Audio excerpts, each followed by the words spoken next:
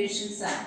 In the previous section, we have discussed about how to solve a pair of linear equations graphically. Graphically, എങ്ങനെയാണ് solve ചെയ്യേണ്ടതെന്ന് നമ്മൾ പഠിച്ചു കഴിഞ്ഞു. ഇനി എന്താണ് അപ്പോൾ എല്ലാ മെത്തേഡും നമുക്ക് graphical method is not a convenient method because non integral values ആയ സൊല്യൂഷൻ ആയിട്ട് √2 √3 √5 ഒക്കെ വന്ന നമുക്ക് നമ്പർ ലൈനിൽ റെപ്രസെന്റ് ചെയ്ത നമ്പർ ലൈനിൽ കിട്ടത്തില്ല. കാരണം ഗ്രാഫിന്റെ ഷീറ്റിൽ കിട്ടൂല. 1 2 3 അല്ലെങ്കിൽ ഡെസിമൽ ഒക്കെ ആയാൽ മാത്രമേ നമുക്ക് എന്തോന്ന് ചെയ്യാൻ പറ്റുള്ളൂ, ആ കറക്റ്റ് കോർഡിനേറ്റ് ഫൈൻഡ് ചെയ്യാൻ പറ്റുള്ളൂ. അപ്പൊ അങ്ങനെയുള്ള കേസിൽ ഏതാണ് ഗ്രാഫിക്കൽ മെത്തേഡ് കൺവീനിയന്റ് ആയിട്ട് ഗ്രാഫിക്കൽ മെത്തേഡായിട്ട് ഒരു ഇക്വേഷനെ സോൾവ് ചെയ്തെടുക്കുക എന്നുള്ളത് കൺവീനിയന്റ് ആയിട്ടുള്ള ഒരു മെത്തേഡ് അല്ല. അതുകൊണ്ടാണ് algebraic method of solving linear equations find ചെയ്തത്. മനസ്സിലായല്ലോ? അപ്പൊ ഗ്രാഫിക്കൽ മെത്തേഡ് ആണ് കഴിഞ്ഞ എക്സസൈസ് മൊത്തം നമ്മൾ ഡിസ്കസ് ചെയ്തത്.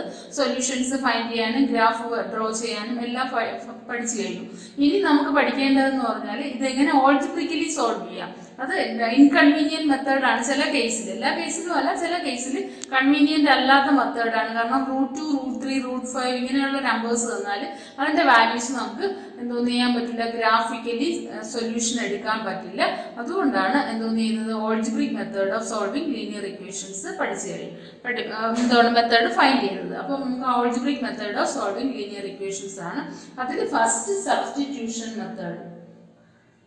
ഇത്തിരി 3-4 മെത്തേഡ്സ് നമ്മൾ പഠിക്കുന്നുണ്ട്. അതിൽ ആദ്യത്തെ മെത്തേഡ് സബ്സ്റ്റിറ്റ്യൂഷൻ. എക്സസൈസ് 3.3 ക്വസ്റ്റ്യൻസ് മുഴുവൻ സബ്സ്റ്റിറ്റ്യൂഷൻ മെത്തേഡ് യൂസ് ചെയ്താണ് പഠിക്കുന്നത്. സബ്സ്റ്റിറ്റ്യൂഷൻ മെത്തേഡ് ഒരു ക്വസ്റ്റ്യൻ എഴുതി ഞാൻ എങ്ങനെയാണ് സബ്സ്റ്റിറ്റ്യൂഷൻ മെത്തേഡ് ചെയ്യുന്നതെന്ന് കാണിച്ചു തരാം. ഫസ്റ്റ് ഒരു എക്സാമ്പിൾ ആയിട്ട് 7x - 15y = 2, 7x - 15y = 2 and x plus 2y = 3. Equation number 2, equation number 1, equation number 2.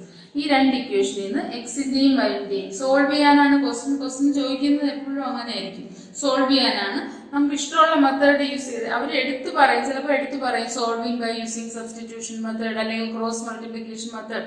അങ്ങനെയുള്ള മെത്തേഡ്സ് പറയുവാണെങ്കിൽ മാത്രം നമ്മൾ ആ പെർട്ടിക്കുലർ മെത്തേഡ് യൂസ് ചെയ്താൽ മതി. അല്ലെങ്കിൽ നമുക്ക് ഏതാണോ കൺവീനിയന്റ് ആയിട്ടുള്ള മെത്തേഡ് ആ മെത്തേഡിൽ നമുക്ക് യൂസ് ചെയ്യാം. ഇപ്പൊ ഫസ്റ്റ് നമ്മൾ പഠിക്കുന്നത് സബ്സ്റ്റിറ്റ്യൂഷൻ മെത്തേഡാണ്.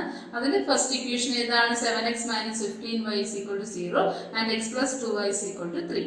അപ്പോൾ എന്ത് ചെയ്യണമെന്ന് പറഞ്ഞാൽ സബ്സ്റ്റിറ്റ്യൂഷൻ മെത്തേഡ് എന്നാൽ സബ്സ്റ്റിറ്റ്യൂട്ട് ചെയ്യുക, ഏതെങ്കിലും ഒരു വാല്യൂ സബ്സ്റ്റിറ്റ്യൂട്ട് ചെയ്യുക എന്നാണ്. അപ്പോൾ ഇവിടെ രണ്ട് ഇക്വേഷൻ തന്നിട്ടുള്ളതിൽ ഈസി മെത്തേഡ് എന്ന് പറഞ്ഞാൽ എളുപ്പമുള്ളതിൽ നിന്ന് ഇതിൽ ഈസി ഇക്വേഷൻ ഏതാണ്, ഇതാണ്. ഈ കുറച്ചുകൂടെ കോംപ്ലിക്കേഷൻ ആണ്. 7 എന്നും 15 എന്നും ഒക്കെ ഉണ്ട്. അപ്പോൾ സിമ്പിൾ ഇക്വേഷൻ ആയിട്ട് വരുന്നത് x plus 2y = 3. ഇതിൽ നിന്ന് എക്സിന്റെ വാല്യൂയോ വൈന്റെ വാല്യൂയോ ഫൈൻഡ് ചെയ്തിട്ട് അത് നമ്മൾ യൂസ് ചെയ്യാത്ത ഇക്വേഷൻ ഏതെങ്കിലും ഒരു ഇക്വേഷൻ യൂസ് ചെയ്ത് എക്സിന്റെ വാല്യൂയോ വൈന്റെ വാല്യൂയോ ഫൈൻഡ് ചെയ്യുക. ആ കിട്ടുന്ന വാല്യൂ, ആ ഫൈൻഡ് ചെയ്യുന്ന വാല്യൂ യൂസ് ചെയ്യാത്ത ഇക്വേഷൻ സബ്സ്റ്റിറ്റ്യൂട്ട് ചെയ്ത് സോൾവ് ചെയ്യും. അതുകൊണ്ടാണ് അതിനെ സബ്സ്റ്റിറ്റ്യൂഷൻ മെത്തേഡ് എന്ന് പറയുന്നത്. അപ്പോൾ ഇനി നമുക്ക് എന്ത് ചെയ്യാം, സെക്കൻഡ് ഇക്വേഷനിൽ നിന്ന് എക്സിന്റെയോ വൈന്റെയോ വാല്യൂ ഫൈൻഡ് ചെയ്യാം. ഇതാണല്ലോ സിമ്പിൾ ഇക്വേഷൻ. അപ്പൊ നമുക്ക് സെക്കൻഡ് ഇക്വേഷൻ ഏതാണ്, x plus 2y = 3. അതിൽ നിന്ന് ഏതാ എക്സിന്റെയോ വൈന്റെയോ വാല്യൂ ഫൈൻഡ് ചെയ്ത് ഫസ്റ്റ് ഇക്വേഷനിൽ സബ്സ്റ്റിറ്റ്യൂട്ട് ചെയ്യാം.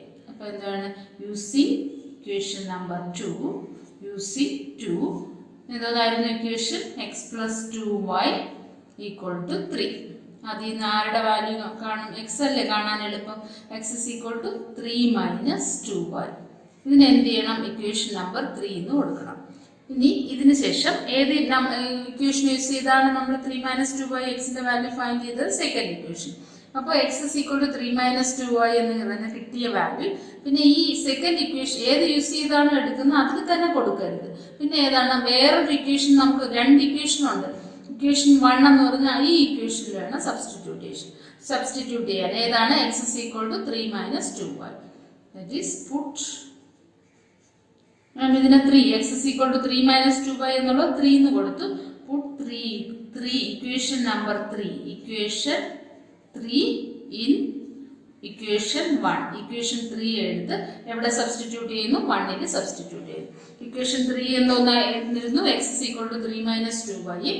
1 എന്തായിരുന്നു, 7x - 15y = 2. അപ്പോൾ 7x minus 15y equal to 2. ഇവിടെ എന്താണ്, instead of X substitute 3 minus 2y. ഈ ഇക്വേഷനിൽ എക്സിന് പകരം ഏത് കൊടുക്കണം? 3 minus 2y. That is 7 into X ആയിരുന്നല്ലോ ഇവിടെ. അപ്പോൾ 7 ഇൻറ്റു ഈ വേരിയബിളും കോൺസ്റ്റന്റും ആയിട്ട് വരുന്നതോടെ നമ്മൾ ബ്രാക്കറ്റ് കൊടുക്കണം, അല്ലെങ്കിൽ തെറ്റിപ്പോകും. ബ്രാക്കറ്റ് കൊടുത്താലേ അകത്തോട്ട് മൾട്ടിപ്ലൈ ചെയ്യാൻ ഓർക്കുള്ളൂ. അതുകൊണ്ട് 7 ഇൻറ്റു എക്സിന്റെ വാല്യൂ എന്തോന്നായിരുന്നു? 3 മൈനസ് 2y. ബ്രാക്കറ്റ് ക്ലോസ് ചെയ്യുക.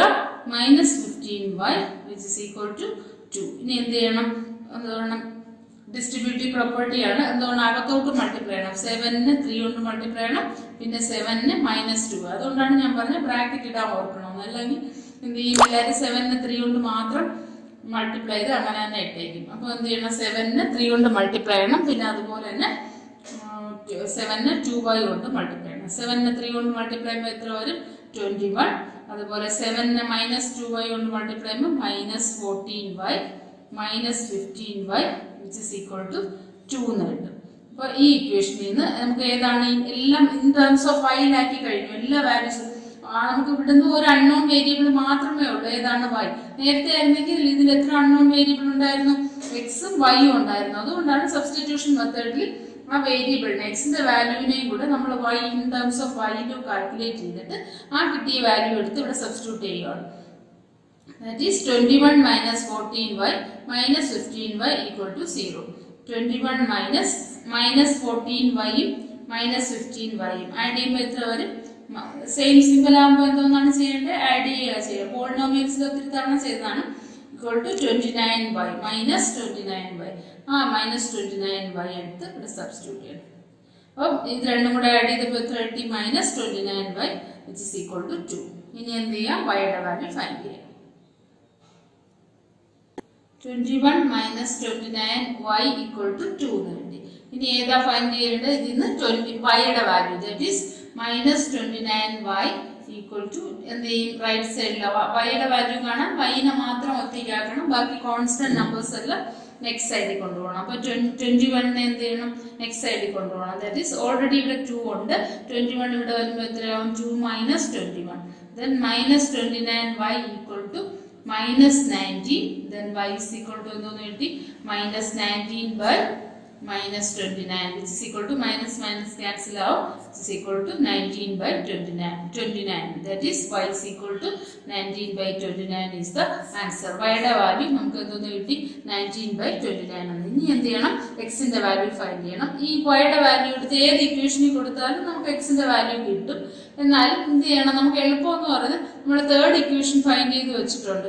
ആ ഇക്വേഷനിൽ എക്സിന്റെ വാല്യൂ കണ്ടുപിടിക്കാനായിട്ട് ഡയറക്റ്റ് ആയിട്ട് അപ്ലൈ ചെയ്താൽ മതി, വൈയുടെ വാല്യൂ കിട്ടും. എക്സിന്റെ വാല്യൂ ഇക്വേഷൻ 3 എന്തോന്നായിരുന്നു? X is equal to 3 minus 2y.